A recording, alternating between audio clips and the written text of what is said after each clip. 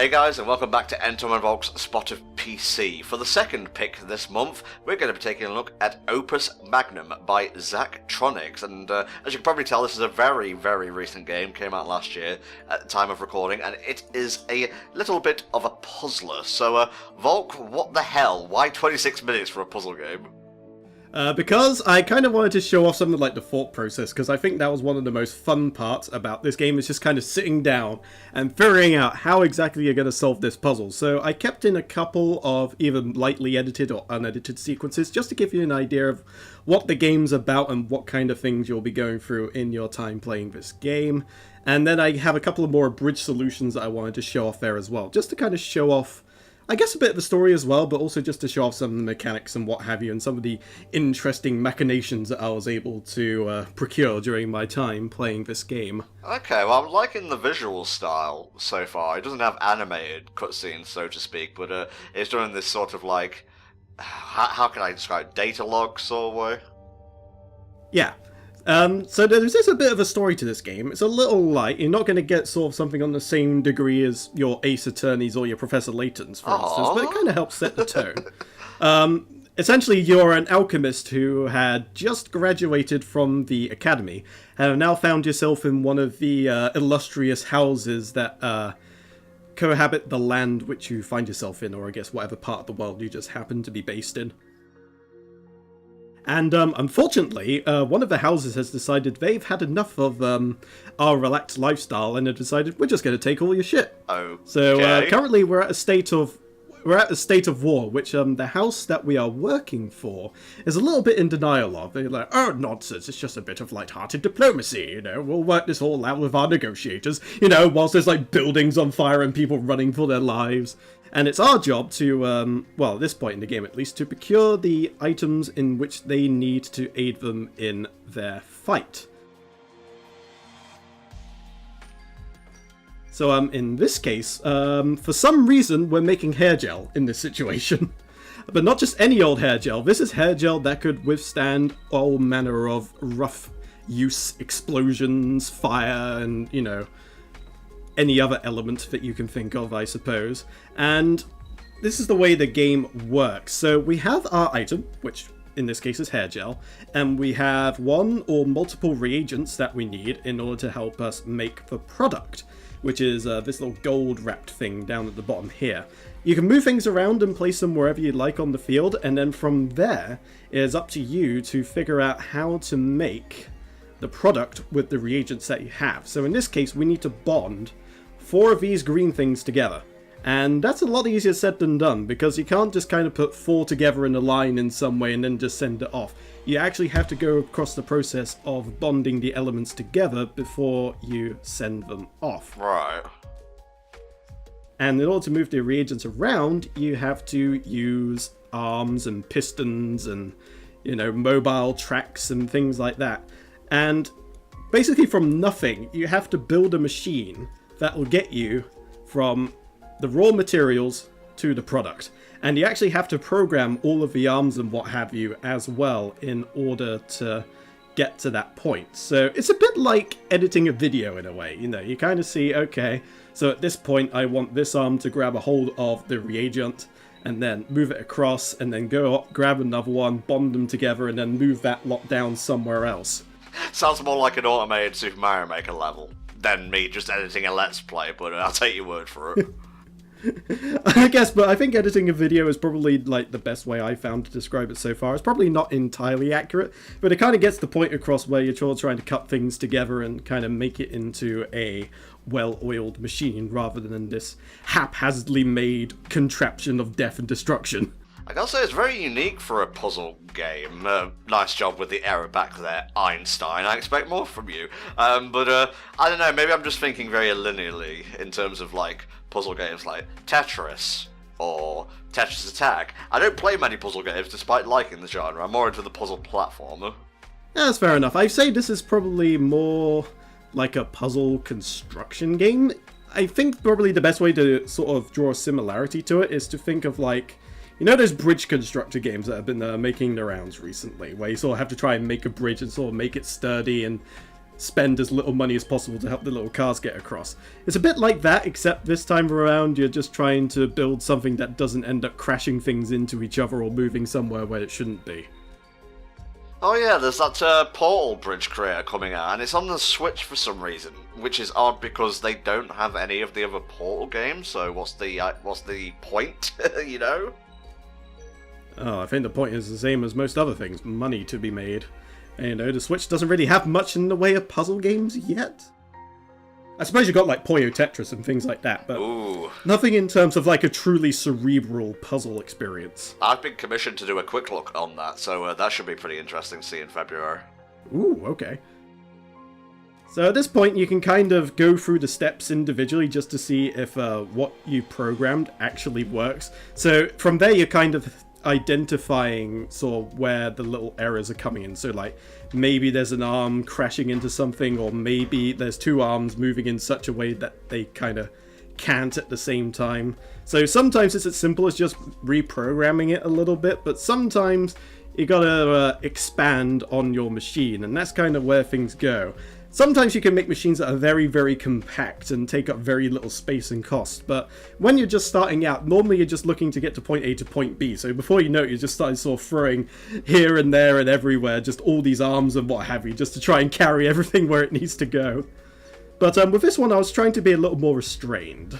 It's very intriguing, I have to say. You were losing me in the first couple of minutes, I have to say, but now that everything is coming together and you're going through the process of trial and error, I can see the appeal of it. It is really, really damn fun, and actually after I finished recording what I had for Spot a PC, basically I played through the tutorial level, like the first couple of proper levels, and thought, this would make a pretty nice Spot a PC episode, especially since we haven't really done much in the way of puzzle games. And so I thought, okay, I'll start recording, and after I actually finished recording the footage that I got and edited together, I actually went back and played for about 3 more hours. Wow. That rarely ever happens when I'm covering a game that I never really played before previously in Spot a PC, because obviously with things like Command & Conquer, you know, I played those a billion times before, you know, once I've done my recording for that thing, I could be content with what I have and, you know, kind of detach myself from it and work on whatever my next project is, or, you know, just going to bed because I have work in the morning. Yeah, of Whereas course. with this, I was just so compelled by it, I thought, I have to play more of this, and before I knew it, I finished recording at about 7, and then I looked at my clock again, and it was 1 in the morning. Wow. And I maybe completed maybe 5-6 puzzles. And that's the thing, a lot of these puzzles can oftentimes take you quite a while. I mean, you've got your simple puzzles, obviously, but there are some that are just such absolute brain zappers that you're just kind of there, staring at the screen for half an hour going, why isn't this contraption working? Or, you know, maybe you've gone for like 20 minutes and you thought, nope, this ain't gonna work. Scrap it and then just try this whole different kind of approach to it. So like with this, I kind of previously had just like the 2 arms going back and forth like that, whereas this time, I've kind of thought of a different idea of having 4 arms at the top to deliver all the bits and bobs down there, and then have the arms on the tracks carry the actual thing down to wherever it needs to go. So hopefully this will end up working. Can you dumb that down a shade? I kind of got lost in your words and your lustrous voice. I do apologise. But essentially what happens is I've now got 4 arms up there instead of 2 to deliver the reagents a bit more rapidly, and then the 2 arms just below it have the sole purpose of transporting everything down towards the actual product line. No, I feel you're going to need to dumb it down a shade more. It moves the green shits down to where the green shit needs to go. I got it.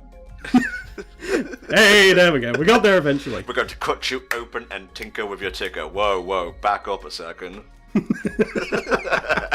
Oh, you just had to squeeze one of those in there, didn't you? Oh, you sneaky, sneaky bastard. Oh, this is, I see, you can't move an atom in 2 different directions at once.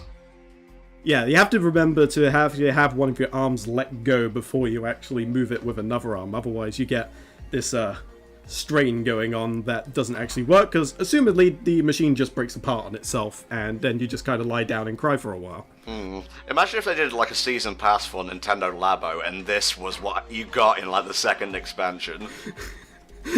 How many individual bits would that have to come into? Create your own alchemical engine, turn lead into gold with a cardboard box.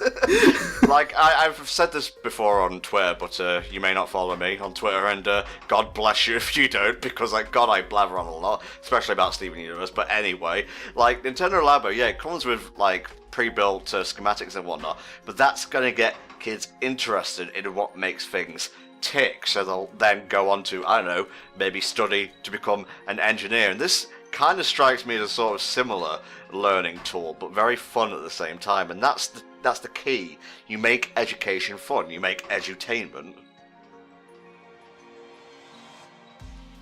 One thing that actually separates this game from other similar puzzle games is that there's no one solution to the problem. You can come up with a solution of your own kind of design, and then you can kind of look back and see how other people solve it, and they'll come up with something almost entirely different, which is either more cost effective, does it in less cycles, or maybe just takes up a lot less room. You could just have this sprawling contraption that like takes up 3 entire screens, and then you get one person that sort of like takes up maybe just a quarter to do pretty much the exact same thing.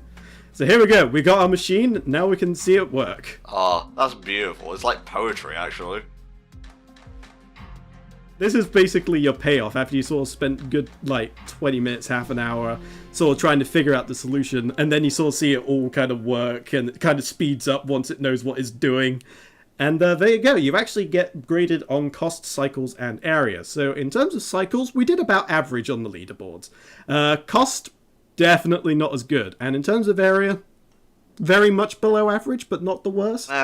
Key. And that's another great thing, is that you can't just make something that's both cost effective, does it in less cycles, and takes up as little room as possible. Normally you're compromising one or two for the other, and then that's kind of where going back to puzzles and trying to think of solutions that are cost effective, or solutions that specifically take as few cycles as humanly possible. I like the sense of humour in the dialogue. It's kind of easy to skip over it when you've got all these graphs and numbers and whatnot, especially that very pretty background, but it's got a bit of cheekiness to it. I like that. So here we go. I actually found a couple of other solutions, so I thought I'd show them off as well, so you can kind of see more eloquent solutions to the problem than the one I just happened to come up with. That's me when I figure out how to find a moon in Super Mario Odyssey. It just all clicks like that.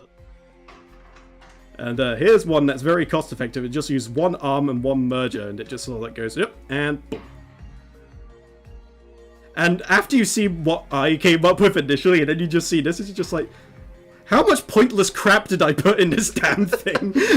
I see, I'm a big fan of shows like How It's Made and whatnot, so I'm used to these kind of like motions and whatnot when they show how to put together products, but this is that on a much more minuscule scale, so I don't know, I just find it very fascinating. It's kind of nice when you kind of go back to see how other people got a solution to the problem, because then you sort of start to learn how some of the more intricate parts of the game work. I mean, it's all well and good simply have, okay, this arm carries this thing here, then maybe another arm picks it up, but then maybe you'd see a solution where someone actually managed to cleverly mishmash in such a way that they managed to get something that's worth more than the sum of its parts, and then you can kind of apply that to future puzzles, and you think, ooh, I learned this trick off of this guy, maybe I could apply it here. Okay, we gotta make a new propellant now, I see. Yeah, they found some rockets, I'm assuming in the basement, where apparently nobody ever visits because they're too rich and fanciful for that sort of thing. Yeah. So we need to get some new propellant, because obviously it's all dried up in there and it's no good at all. So now we've got something a little bit trickier, because not only are we dealing with, well, we're dealing with two elements here. First of which being a fire element, which you can see we need to get a little line of there, but there's two additional ones that we haven't seen yet in this here video, and those are salt molecules. And you get those by taking one of your prime elements and then putting it over a glyph of transformation, which converts it into salt, which you can then use to combine it with all your other bits and bobs and hopefully end up with what's over there. I'm sure if you broke Hell Dragon down, you get plenty of those. Like, you see what his reagent thing is, just this one giant band of salt, and you have to kind of dismantle it gradually. I'm not one to talk. Anyway, how are we going to solve this problem, Professor Volk?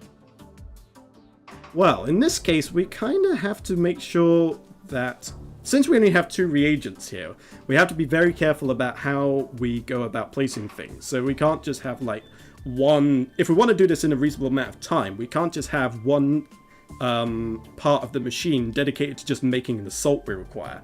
So what I'm kind of thinking here is that I use one of them to kind of push a fire element into the salt into where it needs to go, and then have another arm kind of push the other fire region to where it needs to go to kind of create this the first half, and then from there I kind of have to figure out how to make the other half. So you can see I kind of thinking, how am I going to go about this then? So I have this idea of having multiple arms kind of pass things along to each other, you know. Think of it kind of like how in the farm, where you have like multiple lines of people and they all kind of like pass the thing to each other into the lorry waiting, and then you have another guy that kind of like packs it all into order and that sort of thing. I was kind of going with that approach. And it kind of evolves from there. I do abridge this a little bit, so expect a couple of cuts from this point on. But I wanted to make sure that I kind of showed enough of what my thought process was, and, you know, give me enough time to really speak about it, because I had a lot to speak about with this game, because it's just so damn fun. So you can see here, I now have almost the entire puzzle complete, but as you might notice, I can't combine the salt molecule onto it because the bonding thing's all the way up there, and I've kind of moved it past that point. So... Oh, you silly goose. No, this is partly how it goes. You kind of get to a point, and then you think, oh, wait, this thing here, and then you kind of have to either move a part, or maybe there's like a whole part of the machine that you either have to design extra or redesign. So in this case, I'm pretty much almost there. So I move it down a bit further, and I use another bonding thingamajiggy. And then from there, hopefully, I'll be able to get the last salt molecule over to bond it to that, and then move the entire thing into the dispensary. And that's kind of why I like how you can go through it step by step, because you can see exactly where it fails, look at it carefully, and think, okay, so this is obviously where this entire thing is coming to a halt. Yeah. And then you can adjust accordingly. It's not like you have to press play and then kind of watch it as intently as possible to try and figure out what's going wrong exactly. You can go through it frame by frame and then think, okay, this is the exact point it's failing, and you can kind of see where it's about to fail and then just adjust from there.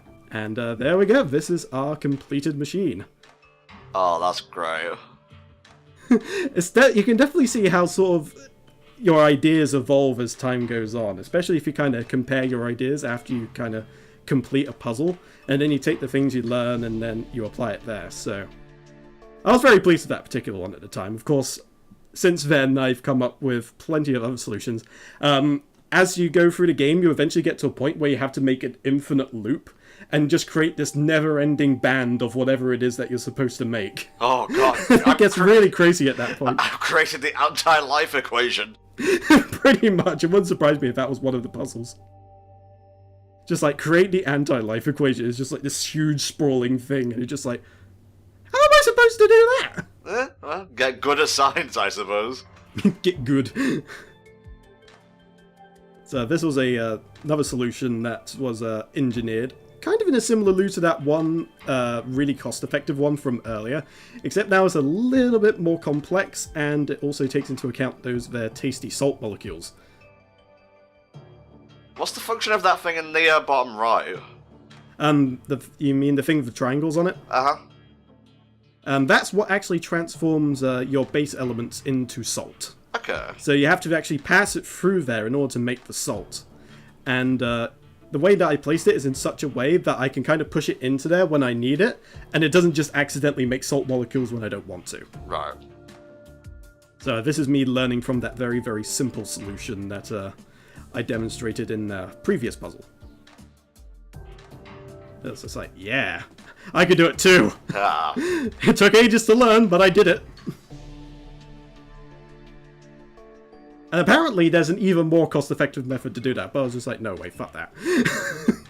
Man, like, intricate, like, working mechanisms are entirely my aesthetic, so I'm really into this now.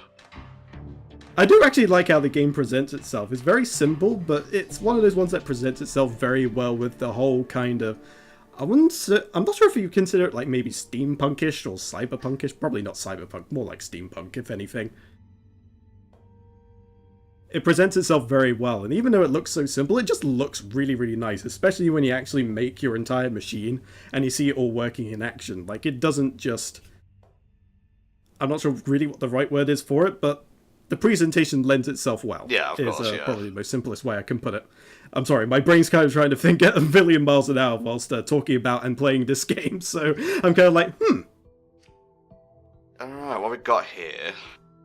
So in this case, we have to think of a way to get two different reagents, two different products rather, using these three reagents. And this one will cut straight to the solution, by the way. It was just more to get a couple of extra bits and pieces in there, just to flesh the video out. But you can see where I'm going with this one. So you actually have metals as well as base elements, and the thing nearest the top there can actually convert metals into a metal which is of higher value. And kind of the whole turn lead into gold kind of thing.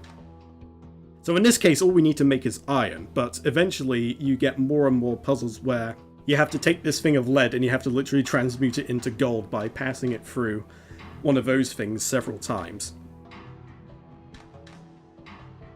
Now, I could have actually made this puzzle a little bit simpler. I could have maybe have had a few less steps in there, but I don't know. I was pleased with how it went and I was satisfied with what I got. So I was just like, yeah, I'm happy enough with that. Really, the only area you got let down on was the cycles.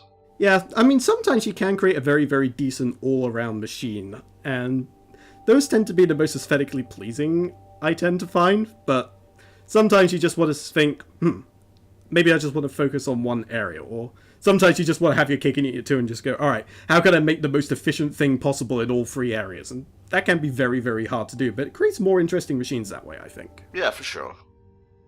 So we got one more thing left to make in this here video, and this time we've got explosive files, which are so simple, even the staff can use it.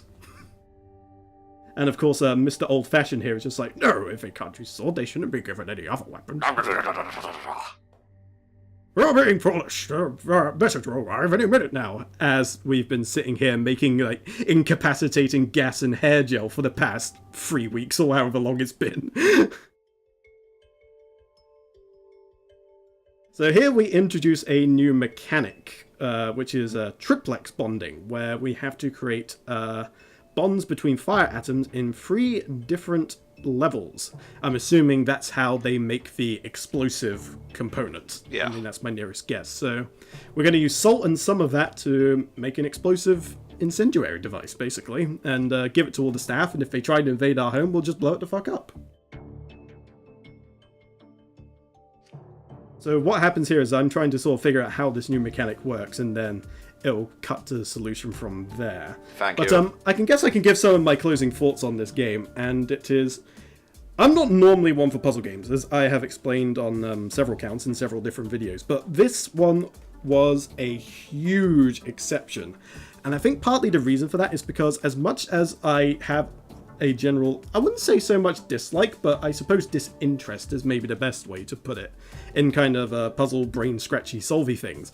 Whereas with this one, it kind of gets disguised in this whole idea of like a sandbox game, where you get all these tools and you kind of tasked with just building whatever the hell you want in order to get to a perceived end or a goal. Right. And the way that the actual sandbox parts of this are presented is good in such a way that I just completely forgot about the fact that it was a puzzle game. I was just thinking towards the end, okay, this is what I gotta do. What's the most badass way I can figure out how to do this? And then you cue me for like an hour or two just putting all these bits and pieces together, trying and failing for a good hour, and then thinking, Eureka! I got it! And then just building this amazing machine that just works like an absolute dream, and I'll be like, yeah, that was a good waste of 2 hours. I'm still no closer to having like a solid gold toilet. No, apparently not, but who knows? Maybe as I get to the later points in this game, maybe I'll be tasked with doing exactly that.